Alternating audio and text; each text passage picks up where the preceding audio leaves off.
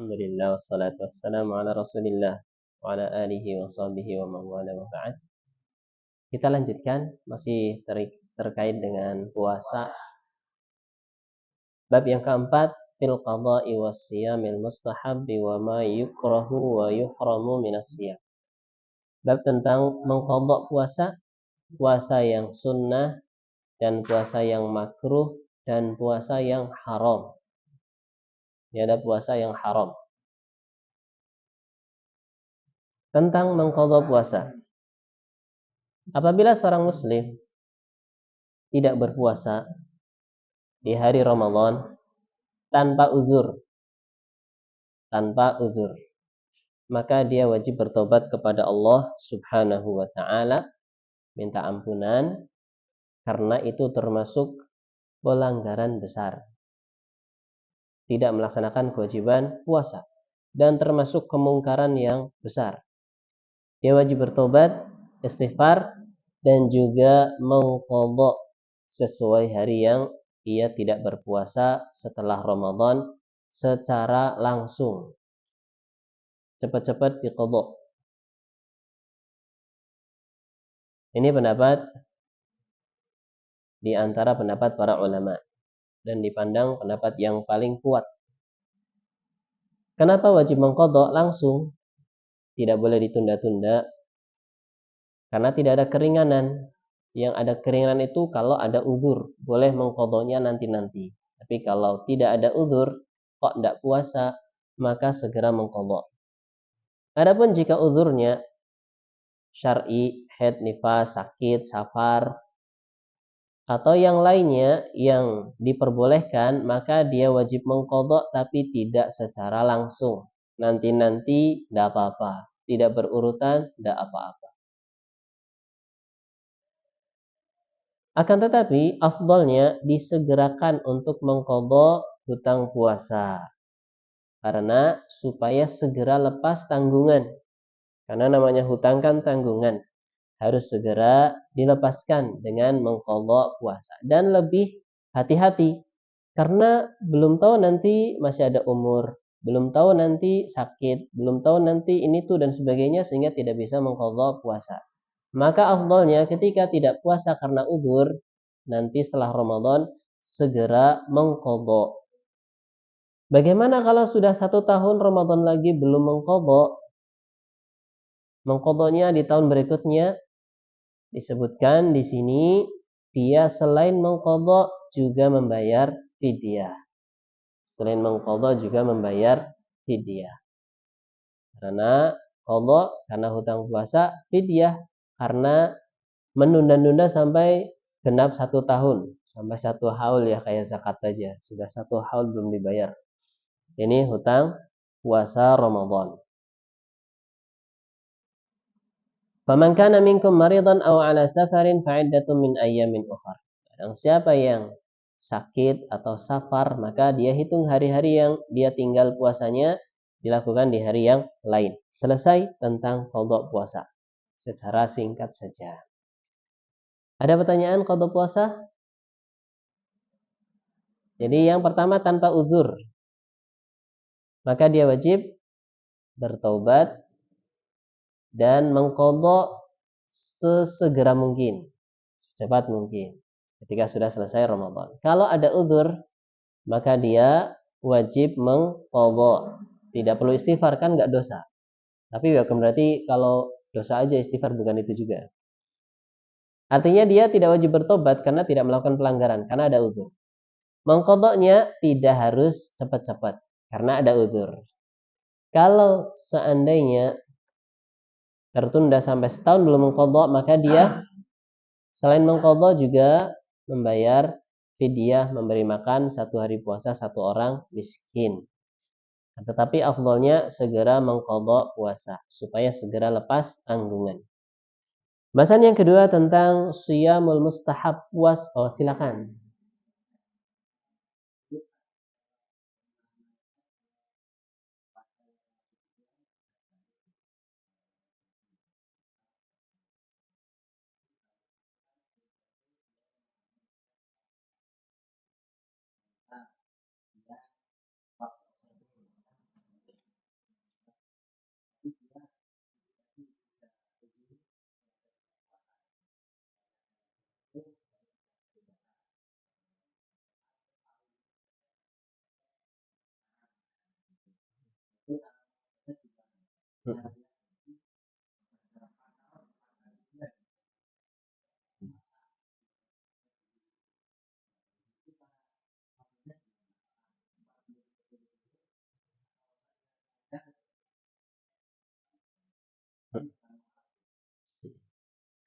Yang terkait dengan qada puasa orang yang tidak punya uzur, memang ya nggak mau puasa. Ini pendapat tadi yang disebutkan salah satunya. Jadi dia wajib mengqada. Ini pun kalau masih dianggap ringan ya, dan cuma sebulan gitu ya. Kalau bertahun-tahun, 10 tahun nggak puasa gitu ya, 10 bulan, maka cukup bertobat saja. Allah alam. Cukup bertobat saja. Benar-benar bertobat. Karena banyak orang yang seperti itu ya.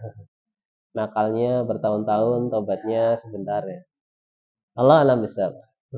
Jangan bikin orang lari. Wah, nanti kalau tobat puasanya banyak ya. Dan sebagainya.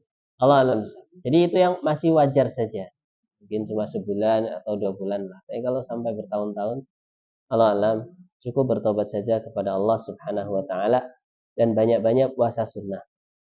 Sebagai ya gantilah supaya kekurangan yang wajib-wajib tadi tertambalkan atau disempurnakan dengan yang sunnah. Allah alam besar. Kemudian yang berikutnya puasa yang disunnahkan. Allah Ta'ala mensyariatkan puasa sunnah. Hikmahnya, satu, sebagai tambahan pahala. Dua, sebagai penyempurna kekurangan puasa yang wajib. Kalau ada yang kurang ditambal dengan puasa sunnah. Sebagaimana sholat juga ada, sholat fardu ada sholat sunnah. Sholat sunnahnya sebagai tambahan pahala dan juga sebagai penambal kekurangan yang ada dalam sholat fardu. Demikian pula puasa. Jadi semua ibadah yang wajib ada sunnahnya. Semua ibadah yang wajib ada sunnahnya. Ada sholat wajib, ada sholat sunnah. Ada puasa wajib, ada puasa sunnah. Ada haji wajib, ada haji sunnah. Ada umrah wajib, ada umrah sunnah. Ada zakat wajib, juga ada sedekah sunnah. Yang pertama, puasa 6 hari di bulan Syawal. Berdasarkan hadis Abu Ayyub Al-Ansari radhiyallahu anhu, beliau berkata, aku mendengar Rasulullah sallallahu alaihi wasallam bersabda, "Man shama Ramadhana thumma atba'ahu bi sittin min Syawal, kana kasyamid dahr." Barang siapa yang puasa Ramadan tuntas, kemudian mengiringi dengan 6 hari puasa di bulan Syawal, tentunya mulai boleh puasa Syawalnya tanggal 2. 1 Syawal tidak boleh karena itu hari raya. Mulai boleh puasa Syawalnya tanggal 2. Karena kasyamid dahr, maka seakan-akan puasa sepanjang tahun. Karena kebaikan itu dilipat gandakan 10 kali lipat. Puasa sebulan 30 kali 10 300 ya, atau ya 10 bulan. Kemudian puasa 6 hari kali 10 60 2 bulan, jadi 360 hari. Seperti puasa 1 tahun. Ini keutamaan puasa Syawal, seperti puasa setahun. Boleh nggak puasa setahun? Nggak boleh. Sebagaimana Nabi Sallallahu Alaihi Wasallam paling banyak berpuasa di bulan Sya'ban dan tidak pernah sebulan puasa penuh kecuali Ramadan. Lah ini setahun penuh puasa, tentunya menyelisihi sunnahnya Nabi Sallallahu Alaihi Wasallam. Jadi puasa sepanjang tahun tidak disyariatkan. Bahkan ada yang memakruhkan, karena tidak ada tuntunannya. Kemudian puasa sunnah yang kedua, puasa hari Arafah selain jamaah haji. Dari Abu Qatadah radhiyallahu anhu, beliau berkata, qala Rasulullah sallallahu alaihi wasallam. Rasulullah sallallahu alaihi wasallam bersabda, siyamu yaumi Arafah ahtasibu 'ala Allah an yukaffira sanata allati qablah was sanata allati ba'dah. Beliau bersabda, puasa hari Arafah aku berharap, aku mencari di sisi Allah akan meleburkan dosa setahun sebelumnya dan dosa setahun setelahnya. Adapun orang yang lagi haji, maka tidak disunnahkan puasa Arafah. Karena Nabi ketika berhaji, beliau tidak berpuasa di hari Arafah. Karena tidak berpuasa lebih kuat, lebih menguatkan fisik untuk melakukan ibadah atau manasik haji. Ini khusus bagi yang non haji. Maka puasa Arafah keutamanya meleburkan dosa setahun silam dan setahun yang akan datang. Syawal, Arafah, berikutnya puasa Asyura. Puasa hari Asyura. Nabi ditanya tentang puasa Asyura, maka beliau berkata, "Ahtasibu 'ala Allahi an yukaffira sanata allati qabla." Aku mencari keutamaannya di sisi Allah, meleburkan dosa setahun sebelumnya. Jadi mana yang afdal, puasa Arafah atau puasa Asyura? Puasa Arafah 2 tahun sebelum dan setelah. Jadi kalau puasa Asyura setahun sebelumnya. Disunahkan terkait dengan puasa Asyura tidak hanya puasa tanggal Asyarah, tanggal 10 bulan Muharram saja. Asyura kan tanggal 10 bulan Muharram. Kalau Arafah tanggal 9 bulan Dzulhijjah. 9 bulan Dzulhijjah, sehari sebelum Idul Adha, itu puasa Arafah. Adapun puasa Asyura bulan pertama, bulan Muharram, tanggal 10-nya.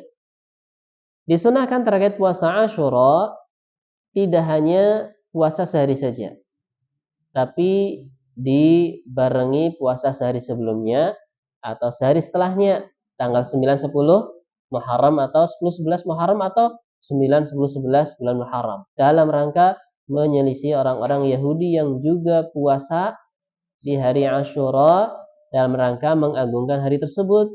Karena di hari tersebut Allah selamatkan Nabi Musa alaihissalam dari kejaran Fir'aun. Rasulullah bersabda, "Lain baqitu ila qabilin la asuman natasi'a." Kalau aku masih hidup di tahun berikutnya, aku akan puasa tanggal 9 juga, 9, 10. Dan juga beliau bersabda, "Sumu yauman qablahu aw yauman ba'dahu khaliful yahud." Puasalah sehari sebelumnya, hari Asyura, atau sehari setelahnya, selisihilah orang-orang Yahudi. Dalam rangka menyelisih Yahudi puasanya 2 hari atau 3 hari. 2 hari, sehari sebelumnya sama itu, atau sehari setelahnya sama itu, atau 3 hari, 1 hari sebelumnya, kemudian hari Asyuranya, kemudian tanggal 11-nya. Selesai puasa Asyura, yang keempat puasa Senin Kemis setiap pekannya. Berdasarkan hadis Aisyah radhiyallahu anha, beliau berkata, "Kana Nabi sallallahu alaihi wasallam yataharra siyamal Itsnaini wal Khamis." Nabi sallallahu alaihi wasallam senantiasa berusaha untuk puasa Senin dan Kamis. Yataharra artinya mencari atau berusaha. Berarti beliau tidak selalu, Senin Kamisnya itu tidak selalu, tapi seringnya puasa Senin Kamis. Berdasarkan sabda beliau, "Tu'radul a'malu yaumal Itsnaini wal Khamis, fa uhibbu an yu'rada 'amali wa ana sha'im." Dibeberkan atau diperlihatkan amalan-amalan di hari Senin dan Kamis. Senin dan Kamis, dan aku senang ketika dibeberkan amalanku, aku dalam keadaan berpuasa. Ini juga sudah kita singgung terkait dengan pengangkatan amalan kita. Ada yang pekanan, Senin Kamis, ada yang bulanan, ada pula yang tahunan. Kita lanjut yang kelima. Siyamu salasa ayyamin min kulli syahr. Puasa 3 hari setiap bulan. Sebagaimana Nabi bersabda kepada Abdullah bin Amr, "Sum minasyahri salasata ayyamin." Puasalah dalam sebulan 3 hari. Fa innal hasanata bi asyri amsalihha. Karena kebaikan itu 10 kali lipat. Wa dzalika mithlu siyamid dahr. Dan puasa 3 hari tiap bulan seperti puasa sepanjang tahun. Karena puasa 3 hari kalikan 10, 30 hari. Tiap bulan puasa 3 hari, berarti seakan-akan. Ini seakan-akan aja ya.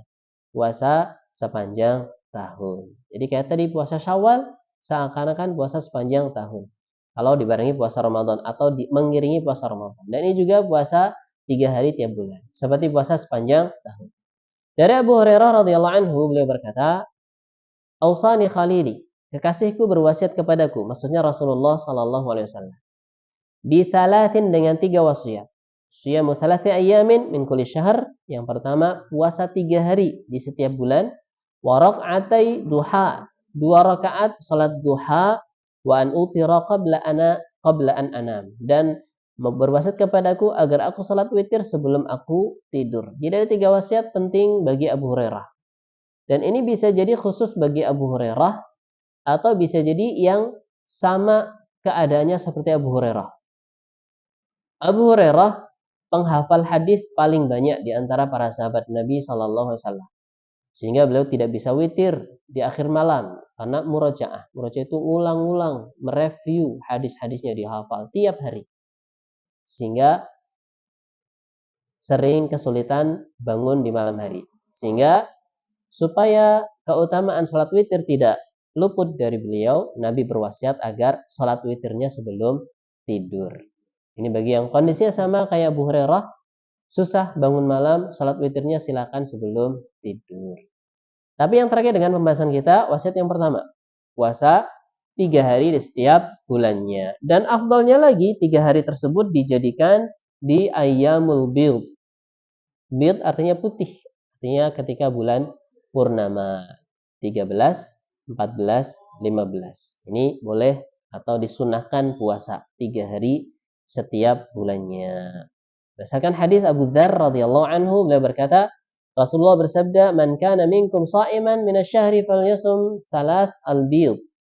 Barang siapa di antara kalian yang puasa dari setiap bulannya, maka puasa di 3 hari putih, artinya ayyamul bid, hari-hari purnama, 13, 14, 15 setiap tahun setiap bulan dari bulan-bulan Hijriyah. Orang yang rajin puasa ayyamul bid biasanya dia punya perhatian dengan bulan-bulan Hijriyah. Perhatian dengan bulan-bulan Hijriyah. Adapun yang nggak pernah puasa ayyamul bid, kadang nggak tahu ini bulan apa ya Hijriyahnya ya. Oh ternyata sekarang bulan Rajab, padahal lagi puasa Ramadan. Padahal lagi puasa Ramadan. Bulan Ramadan aja nggak tahu gitu. Padahal lagi puasa juga. Baik, yang keenam, puasa sehari dan berbuka sehari. Tidak puasa atau puasa selang-seling disebut puasa Daud. Nabi bersabda, afdalus siyami siyamu Dawud alaihissalam. Puasa yang paling afdal, puasa sunnah maksudnya ya, bukan puasa wajib, adalah puasanya Nabi Dawud alaihissalam. Kana yasumu yauman wa yuftiru yauman. Beliau puasanya sehari dan tidak puasa sehari. Ini puasa yang paling afdal dan yang paling banyak frekuensinya adalah puasa Dawud. Kemudian yang ketujuh, kalau sudah puasa Daud gak usah Senin Kemis ya. Nanti puasanya jadi kacau. Gak usah Senin Kemis. Ya kalau mau ayyamul bid ya silahkan. 3 harinya tetap diambil juga silahkan. Yang ketujuh, puasa di bulan Muharram. Puasa di bulan Muharram. Kalau tadi ada puasa Ashura khusus tanggal 10-nya atau 9-10 atau 10-11. Kemudian secara umum puasa di bulan Muharram. Puasa di bulan Muharram, perbanyak puasa di bulan Muharram. Berdasarkan hadis Abu Hurairah radhiyallahu anhu, beliau berkata, qala Rasulullah sallallahu alaihi wasallam, afdhalus siyami ba'da Ramadan syahrullahi al-Muharram. Puasa yang paling afdal setelah puasa Ramadan adalah puasa di bulannya Allah, yaitu bulan Muharram. Wa afdhalus salati ba'dal fardhah salatul lail. Dan salat yang paling afdal setelah salat fardu adalah salat malam. Yang ketujuh, puasa 9 hari di bulan Dzulhijjah. Kalau tadi puasa Arafahnya saja tanggal 9-nya, kalau sekarang disunnahkan juga dari tanggal 1 sampai tanggal 9 bulan Haji atau bulan Dzulhijjah. Dimulai tanggal 1 bulan Dzulhijjah sampai tanggal 9-nya. Sebagaimana kekhususan keutamaan 10 hari tersebut, Nabi bersabda, "Ma min ayyamin al-'amalu shalihu fihinna ahabbu ila Allah min hadhil 'ashr." Tidak ada hari yang mana amal saleh di hari tersebut lebih Allah cintai daripada 10 hari tersebut. 1 sampai 10. Tapi yang bisa dipuasai hanya 1 sampai 9. Hanya 1 sampai 9. Adapun tanggal 10-nya enggak boleh puasa karena itu Idul Adha. Karena itu Idul Adha. Selesai 8 macam puasa sunnah. Saya disebutkan satu persatu. Satu puasa Syawal. Yang kedua puasa Arafah. Yang ketiga puasa Ashura. Yang keempat puasa Senin Kemis. Yang kelima puasa 3 hari tiap bulan atau ayyamul bid. Yang keenam puasa Daud. Yang ketujuh puasa di bulan Muharram. Kemudian yang ke-8 9 hari bulan Dzulhijjah tanggal 1 sampai 9. 1 sampai 9. Atau mau perbanyak puasa lagi bulan Sya'ban. Bulan Sya'ban. Nabi banyak berpuasa di bulan Sya'ban dalam rangka ingin agar amalannya diangkat dalam keadaan berpuasa. Karena ada pengangkatan amalan, catatan amalan diangkat kepada Rabbil Alamin tahunan, yaitu di bulan Sya'ban. Kemudian puasa yang dimakruhkan. Sekarang puasa yang dimakruhkan. Yang pertama, menyendirikan bulan Rajab untuk puasa atau sengaja mengkhususkan bulan Rajab untuk puasa. Ini termasuk yang dimakruhkan. Karena orang-orang jahiliyah menjadikan bulan Rajab sebagai bulan istimewa dan mereka menganggapnya sebagai syiar agama mereka dan mereka pun berpuasa di bulan Rajab. Mereka mengagungkan bulan tersebut. Tapi kalau seandainya secara umum sepanjang tahun mau bulan apa saja perbanyak puasa nggak masalah. Tapi kalau sengaja memperbanyak puasa di bulan Rajab saja secara khusus, maka ini dimakruhkan. Ini termasuk perkara yang dimakruhkan. Bahkan diriwayatkan oleh Ahmad dari Ahmad bin Kharsyah bin Al-Har, beliau berkata, "Ra'aitu Umar ibn al-Khattabi yadribu akuffa mutarajjibin atau mutarajjibin." Aku melihat Umar ibn al-Khattab memukuli atau memukul-mukul telapak tangan orang-orang yang puasa di bulan Rajab. Hatta yadha'uha fi ta'am. Kemudian beliau meletakkan orang-orang yang mengkhususkan bulan Rajab dengan puasa dekat dengan makanan. Kemudian Umar berkata, "Kulu, makanlah kalian. Ini bukan waktunya puasa. Fa innama wa syahrun kanat tu'azzimuhul jahiliyah." Karena bulan Rajab adalah bulan yang diagungkan oleh orang-orang jahiliyah. Jadi mengkhususkan bulan Rajab dengan puasa ini termasuk perkara yang dimakruhkan, tapi tidak sampai pada derajat haram. Makruh mengkhususkan bulan Rajab untuk puasa. Entah setengahnya atau selang-selingnya atau Senin Kamisnya khusus di bulan Rajab saja. Di bulan yang lain enggak, maka ini makruh hukumnya. Yang kedua, mengkhususkan hari Jumat saja untuk berpuasa. Hari Kamis enggak puasa, hari Sabtu enggak puasa. Mengkhususkan hari Jumat. Nabi bersabda, "La tasumu yaumal jum'ah illa an tasumu yauman qablahu aw yauman ba'dahu." Nabi SAW bersabda, "Jangan kalian puasa hari Jumat kecuali kalian puasa sehari sebelumnya, Kamis, atau sehari setelahnya, Sabtu." Kalau Jumat Sabtu boleh, Kamis Jumat boleh, tapi kalau Jumat saja makruh. Jumat saja makruh. Yang ketiga, menyendirikan hari Sabtu untuk berpuasa. Ini juga dimakruhkan. Nabi bersabda sallallahu alaihi wasallam, "La tasumu yaumas sabti illa fi maftarada 'alaikum." Jangan kalian puasa di hari Sabtu kecuali puasa fardu atau puasa wajib. Maksudnya menyendirikan hari Sabtu saja. Kalau Jumat Sabtu puasa boleh, Sabtu Ahad puasa juga boleh. Tapi kalau Sabtu saja puasanya maka enggak boleh. Sabtu saja puasanya enggak boleh, hukumnya makruh. Hukumnya makruh. Nabi SAW pernah berkata kepada Juwairiyah. Siapa itu Juwairiyah? Salah satu istri Nabi SAW. Dan ketika itu hari Jumat, Juwairiyah radhiyallahu anha lagi puasa. Maka Nabi berkata kepadanya, "Asumti amsi? Apakah kamu puasa kemarin?" Maka Juwairiyah berkata, "La, tidak." Nabi pun bertanya, "Turidina an tasumi ghadan?" Apakah kamu ingin puasa besok hari Sabtu? Juwairiyah berkata, "La, tidak pula." Jadi dia hanya puasa hari Sabtu saja ya. Atau hari Sabtu sama Jumat, atau hari Sabtu saja atau Jumat saja. Maka beliau berkata, "Aftiri, fa'aftiri." Maka berbukalah, makan. Jangan puasa Jumat saja. Atau jangan puasa Sabtu saja. Kalau Jumat Sabtu boleh.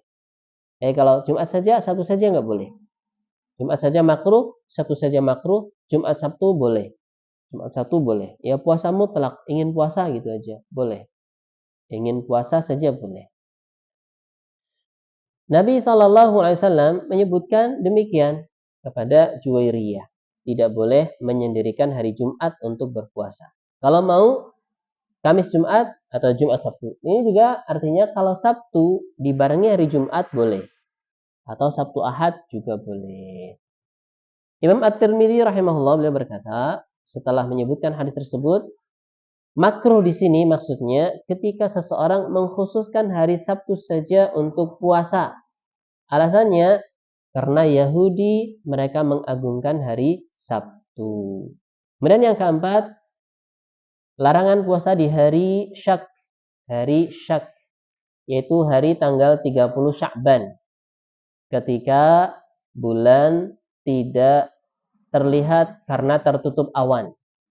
Ketika bulan terlihat karena tertutup awan, maka dilarang puasa. Tapi kalau seandainya tidak ada awan, tapi tetap saja bulannya belum kelihatan, memang belum waktunya kelihatan, maka hari tersebut tidak disebut Yaumus Syak. Tidak disebut Yaumus Syak.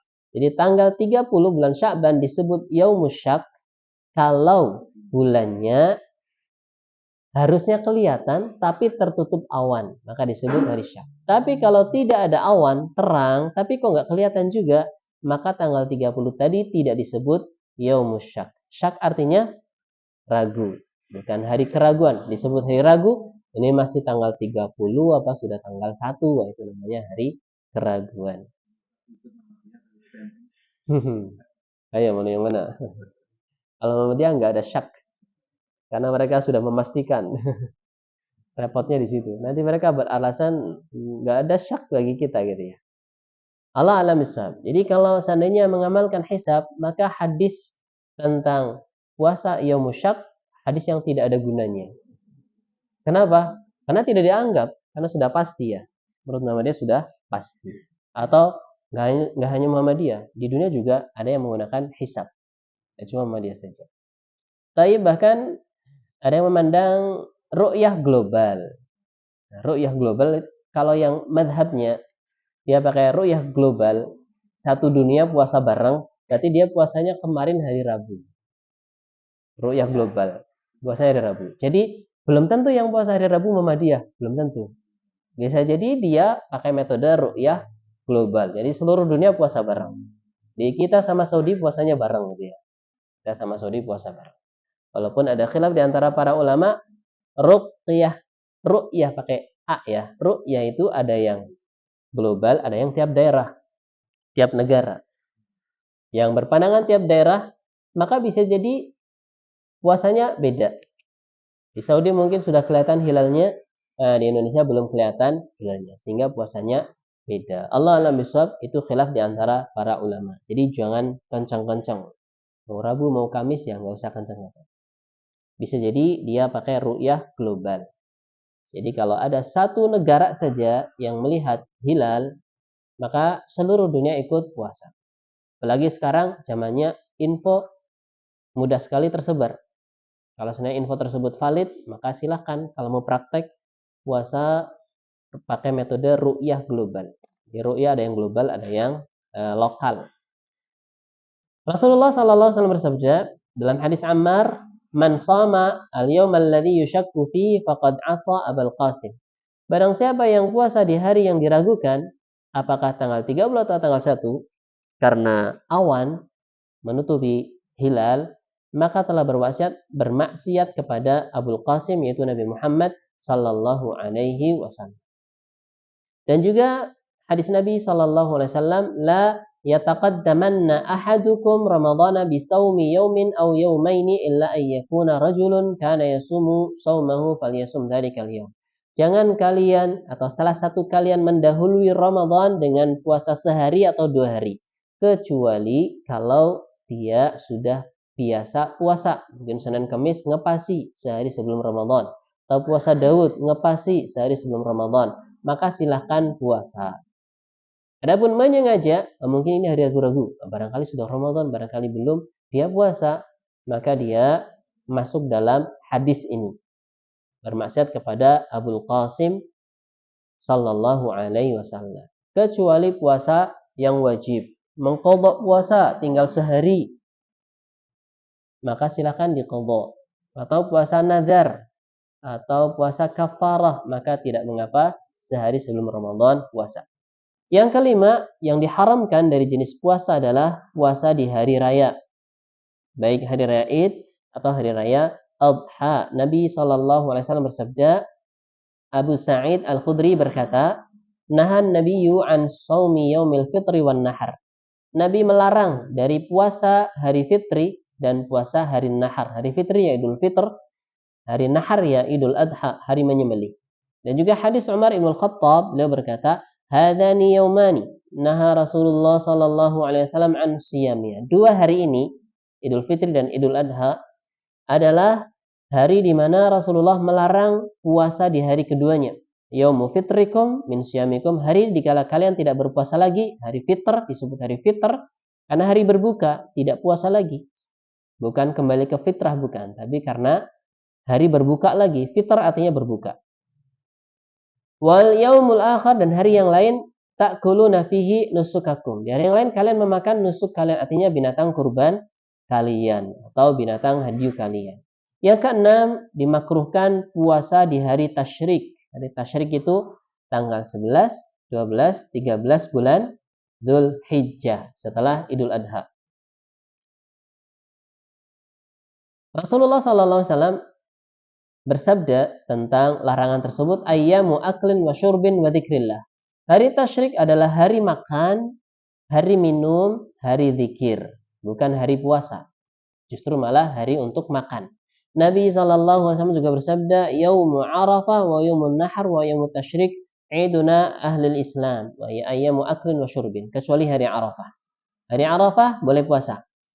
Hari nahar tanggal 10 Idul Adhanya, ayyamut tasyrik tanggal 11, 12, 13 adalah hari Id kita, orang-orang Islam, yaitu hari makan dan hari minum.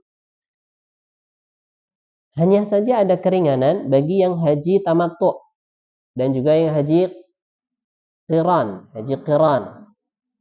Ketika dia tidak bisa membawa binatang hadyu atau membeli binatang hadyu, maka boleh berpuasa sebagai ganti dam. Lam yurah di mana Aisyah dan Ibnu Umar berkata, lam yurakhas fi ayyamit tasyrik ayyusamna illa liman lam yajid al-hadiyah. Tidak ada keringanan untuk puasa di hari tasyrik kecuali orang yang tidak menemukan binatang hadyu. Kalau binatang hadyu ini terkait dengan ibadah haji. Insya Allah akan dibahas ketika bab puasa telah selesai. Tinggal satu bab lagi tentang puasa, yaitu i'tikaf. I'tikaf sebenarnya tidak khusus di bulan Ramadan. Kapan saja boleh i'tikaf. Hanya saja sangat disunnahkan untuk beriktikaf di bulan Ramadan, apalagi di 10 hari terakhir. Apa itu iktikaf? Berdiam diri di masjid. Itu namanya iktikaf. Melazimi masjid dalam rangka melakukan ketaatan kepada Allah Subhanahu wa taala. Hikmahnya,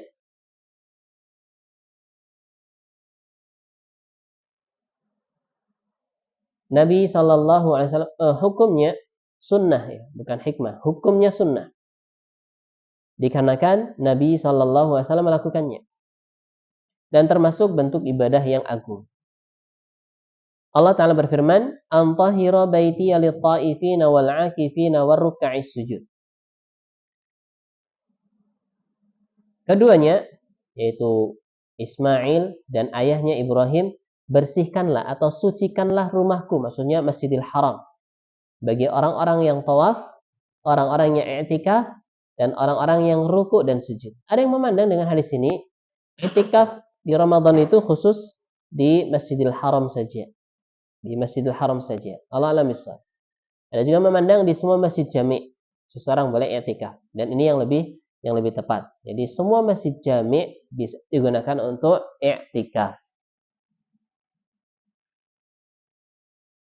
Allah Ta'ala berfirman, La tubashiruhunna wa antum akifuna fil masajid. Jangan kalian bermubasyarah dengan istri kalian, artinya berhubungan badan, padahal kalian sedang i'tikaf di masjid. Dari Aisyah radhiyallahu anha, beliau berkata, bahwasanya Nabi SAW senantiasa beriktikaf di 10 hari terakhir di bulan Ramadan sampai Allah wafatkan beliau. Dan kaum muslimin juga sudah ijma, sudah sepakat akan disyariatkannya iktikaf. Hukumnya sunnah, tidak wajib. Kecuali kalau nazar. Ada orang nazar, nanti mau iktikaf di 10 hari terakhir. Bernazar seperti itu. Maka dia wajib iktikaf. Pada asalnya iktikaf hukumnya sunnah. Hukumnya sunnah saja. Maka dipertimbangkan kalau bisa dilakukan tanpa melalaikan kewajiban-kewajiban yang lebih besar yang lain, maka silakan beriktikaf. Silakan iktikaf di 10 hari terakhir bulan Ramadan. Sekarang kita sudah hari kedua ya. Hari kedua atau hari ketiga. Baik. Yang kedua dan yang ketiga. Ayo ketiga, insyaallah. Berarti ru'yah global.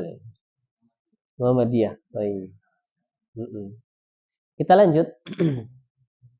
Syurutul i'tikaf. Syarat-syarat i'tikaf. Yang pertama, muslim mumayyiz aqil.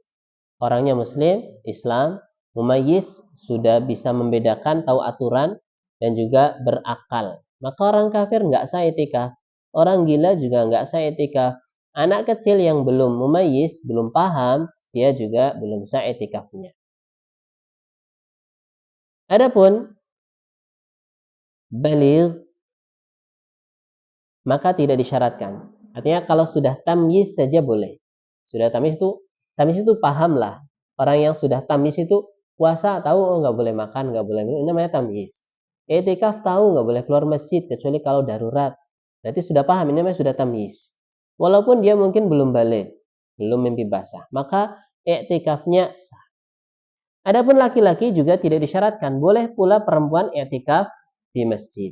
Boleh. Ini khusus i'tikaf di masjid. Tidak harus laki-laki dan perempuan. Tapi dua-duanya. Laki-laki dan perempuan bisa. Tidak khusus laki-laki saja. Tapi perempuan juga boleh i'tikaf. Sebagaimana istri Nabi juga i'tikaf di bulan Ramadan. Yang kedua syaratnya adalah niat. Innamal a'malu binniyat. Semata-mata amalan itu dengan niat. Maka kalau nggak ada niat i'tikaf, tidak dapat pahala i'tikaf. Niatnya cuma masuk masjid sholat zuhur udah, maka nggak dapat i'tikaf. Jadi kalau disertai niat i'tikaf, maka dia dapat pahala i'tikaf juga.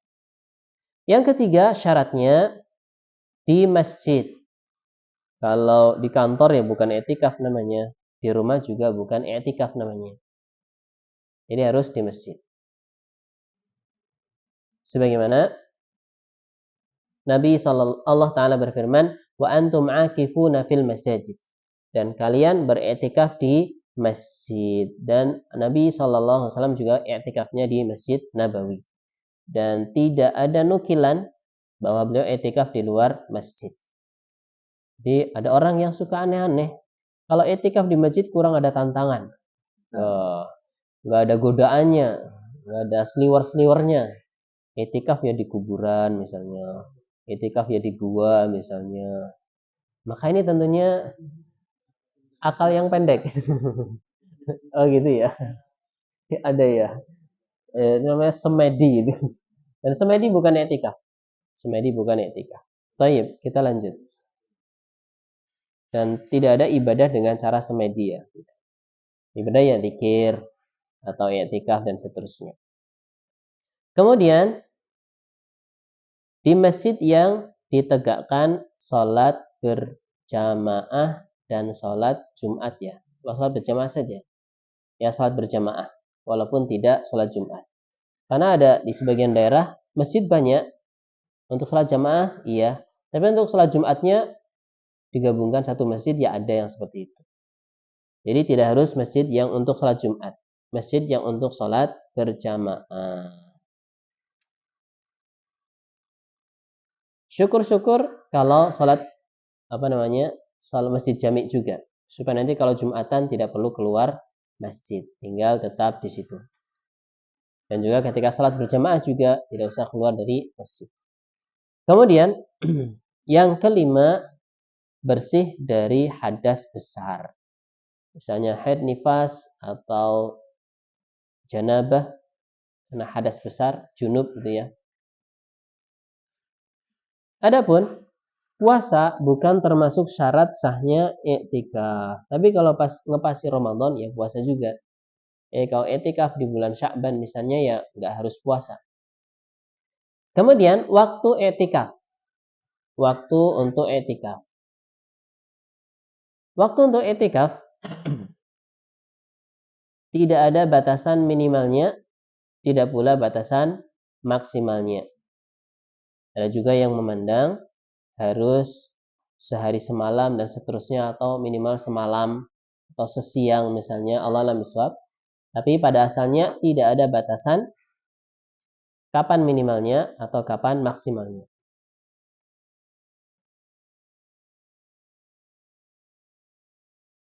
Ada juga yang memandang waktu i'tikaf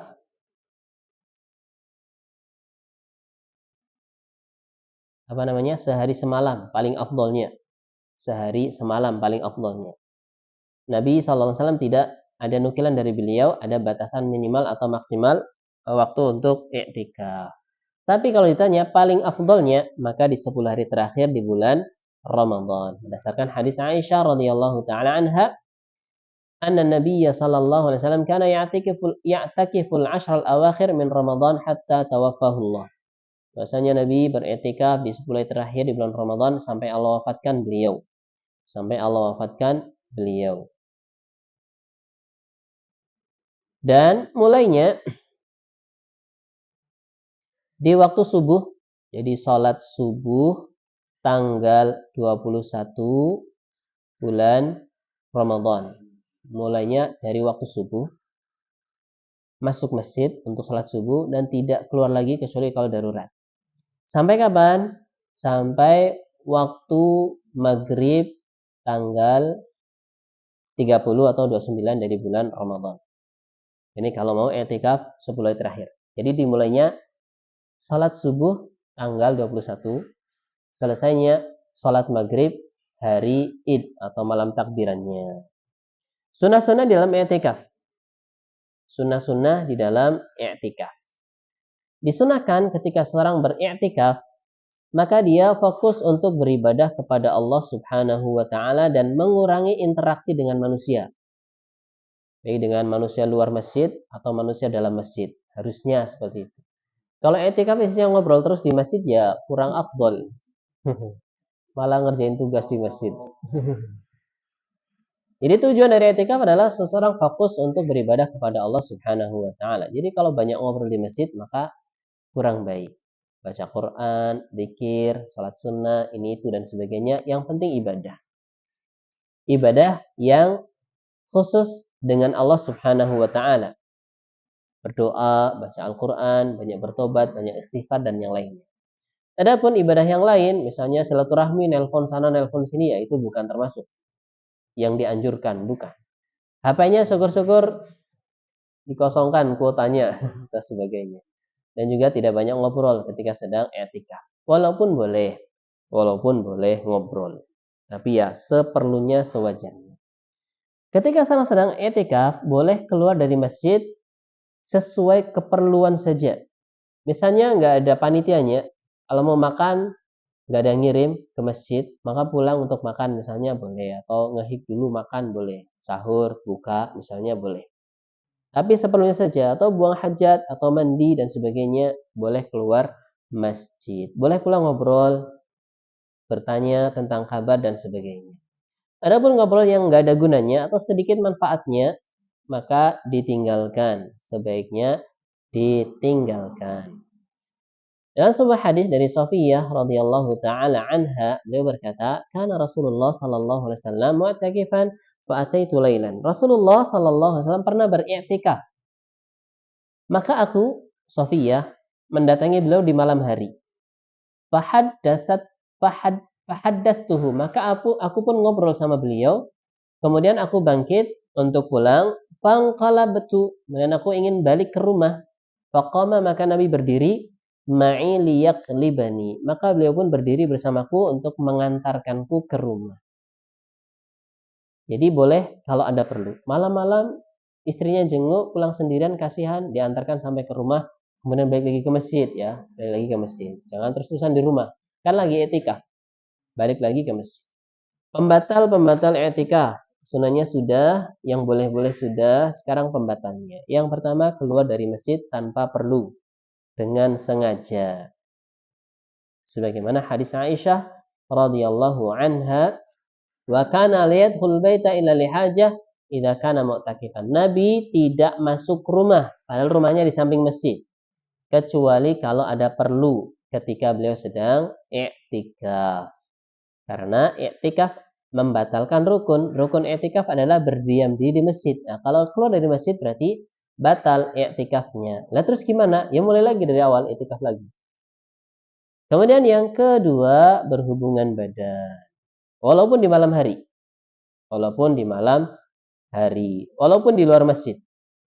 Di luar masjid saja membatalkan puasa, apalagi dalam masjid. Lebih parah ya. Wala tubashiruhunna wa antum aakifuna fil masajid. Jangan kalian berhubungan badan dengan istri kalian padahal kalian sedang i'tikaf di masjid. Termasuk juga mengeluarkan air mani dengan selain jima, dengan sengaja, atau dengan bersenggama misalnya. Akhirnya keluar air maninya atau spermanya keluar, makanya juga membatalkan i'tikaf. Karena antara syarat i'tikaf bersih dari hadas besar. Dan yang ketiga, hilang akalnya. Selain dengan tidur ya. Selain dengan tidur, kalau pingsan juga masuk dalam jenis tidur ya. Hilang akal maksudnya di sini adalah gila atau mabuk. Maka dia batal i'tikafnya. Karena orang yang hilang akalnya ya tidak dibebani syariat. Yang keempat, haid dan nifas bagi wanita, karena tidak boleh berdiam diri di masjid. Kemudian yang kelima, riddah, murtad, maka batal semua ibadahnya. Enggak cuma i'tikafnya saja, sholatnya jadi gugur pahalanya, puasanya juga gugur semuanya dan sebagainya. Ini murtad. Alhamdulillah sudah selesai tentang pembahasan puasa. Selanjutnya haji dan pelengkap-pelengkapnya. Setelah itu bahas tentang fikih muamalah insyaallah. Barangkali ada pertanyaan seputar puasa? Sudah selesai? Masih ada 10 menit. Silakan Pak Ardi. Hukum ketika kita berbuat itu ada yang berpendapat mengurangi pahala puasa tapi tidak membatalkan puasa. Itu sudah kita katakan ya. Puasanya mengurangi pahala puasa. Jadi yang satu mengurangi pahala puasa, tidak membatalkan. Yang satu berpendapat itu mengurangi dan membatalkan puasanya. Yang benar yang mana? Terus yang kedua, ini kan bulan puasa. Ketika kita ngabuburit atau mencari takjil, itu kan di jalan itu banyak mungkin pasangan yang belum sah secara agama. Nah, hukumnya itu bagaimana? Mungkin nanti kalau ada saudara atau rekan kita yang sudah seperti itu, kita bisa mengasih tahu. Terima kasih. Sama-sama. Juga pertanyaan yang pertama tentang hukum bohong ketika puasa. Bohong semuanya haram, mau puasa mau nggak puasa haram ya. Ini masalahnya puasanya jadi batal apa tidak itu ya. Ada dua pendapat, nggak tahu pendapat siapa ya. Yang pertama, mengurangi pahala puasa betul. Mengurangi pahala puasa betul. Kemudian yang kedua, membatalkan puasa ataukah tidak membatalkan puasa. Yang benar tidak membatalkan puasa.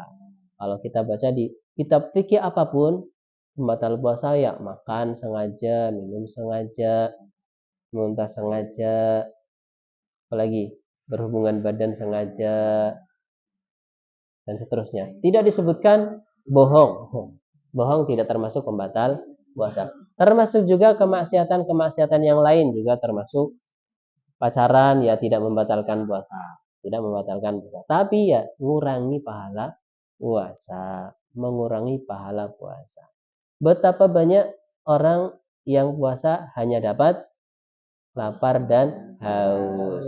Puasanya sah tapi pahalanya bisa jadi berkurang, bisa jadi habis. Bisa jadi berkurang, bisa jadi habis. Ya, tidak menjaga matanya, tidak menjaga mulutnya, tidak menjaga tangannya. Yang puasa perutnya doang. Yang puasa perutnya doang. Padahal puasa yang sempurna, selain meninggalkan pembatal-pembatal puasa, juga meninggalkan maksiat-maksiat. Jadi wajar kalau ada orang bilang, jangan ngajak kayak gitulah, saya lagi puasa. Berarti dia sudah paham gitu ya. Ini saya lagi puasa loh, jangan diajak aneh-aneh. Puasa pacaran misalnya. Besok puasanya libur ya, puasa. Nikah aja ya gampang gitu ya. Nikah aja. Rezeki gampang, insya Allah yang penting mau usaha. Mau usaha. Jangan lama-lama pacaran. Kalau perlu nggak usah pacaran. Bahkan harusnya nggak pacaran. Nggak ada istilah pacaran ya. Pacaran syar'i nggak ada. Nggak ada pacaran syar'i. Itu namanya normalisasi yang nggak normal. Dalam syariat nggak normal ya pacaran. Allah alam bisa. Nanti kasihan kalau sudah nikah tinggal sisa kemesraan. Bukan dari awal kemesraannya, tapi tinggal sisanya. Makanya nggak heran pacaran 5 tahun nikah sehari. Atau nikah sebulan, atau nikah. Asalnya ya sudah cari tahu identitasnya, kemudian bagaimana karakternya, dan seterusnya. Cukup cari tahu, nggak usah ngecek sendiri langsung. Cari tahu saja, kalau sudah, bismillah. Kemudian usaha maksimal, dan ikhtiar. Kemudian lamaran langsung, insya Allah gampang nikah itu ya. Yang sulit itu menjalaninya. Tapi kebanyakan menyesal. Nggak dari dulu, nggak cepet-cepet. Kenapa nggak cepet-cepet? Tapi ya banyak juga yang menyesal. Baik, sudah terjawab ya. Jadi puasanya nggak batal.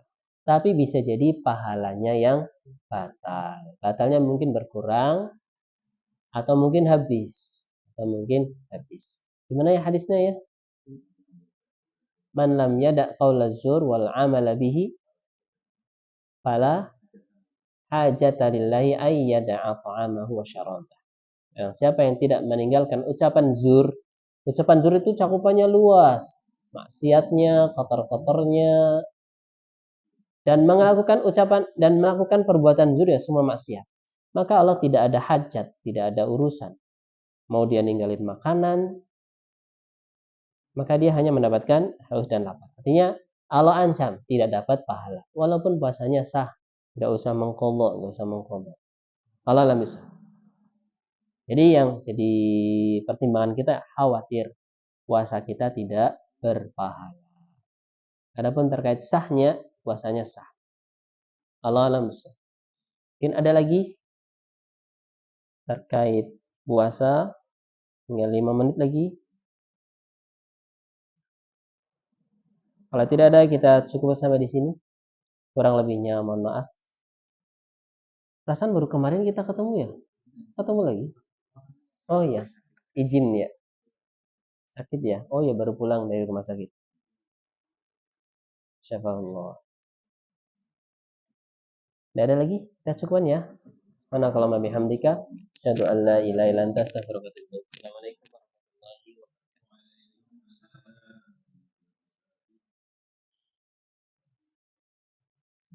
wabarakatuh.